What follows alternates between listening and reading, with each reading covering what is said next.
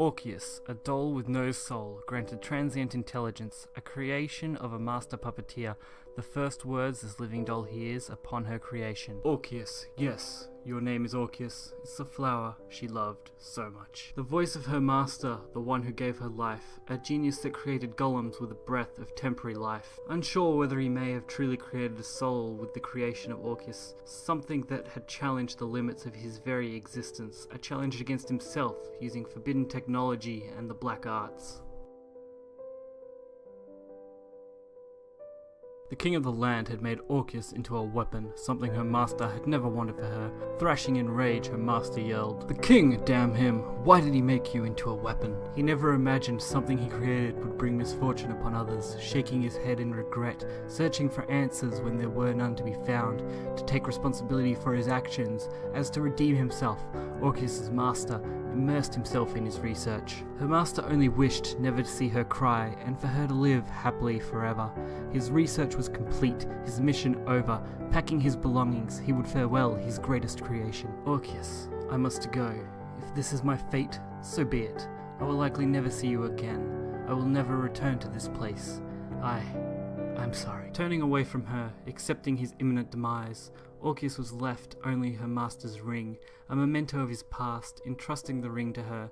Unknown feelings welled within the living doll, threatening to burst from her chest, tears overflowing from her eyes to the floor below. Time passed, feeling unbearably long and unknowingly fast. In this time, there was only one truth.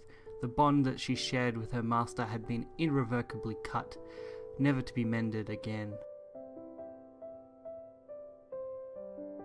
Granted with her own automation, with sentient life and a soul, on a quest to discover, learn and love, in this world where her master had long but faded, searching out the reason for her own existence, filled with her master's hopes and wishes, as she was the one to fulfill them. Embarking on an endless journey to see her master's world through her own eyes, only to see the inexplicable warfare and what it does to the brittle hearts of mankind.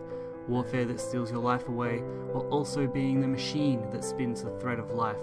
Perhaps that is what it means to be human. Having seen this world she lived in, the belief she held was that no man is an island. Humans are nothing without their connections. Orchis had developed friendship along the way, believing this was the true purpose of her journey, hoping her master could hear her as she whispered this realization to an unmarked grave.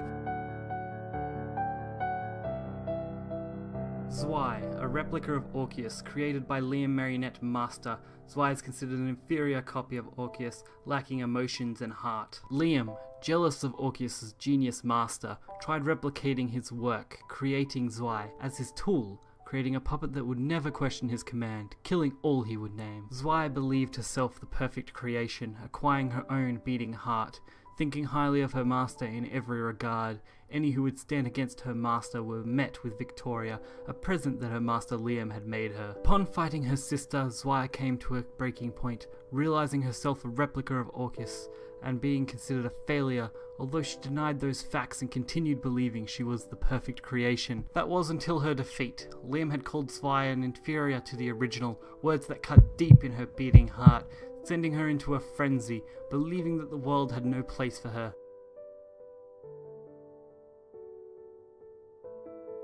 Once Zwei had calmed from her anger, she was convinced to go on her own journey to discover the world for herself. After some time exploring the world, she was able to realize that the world is not just killing.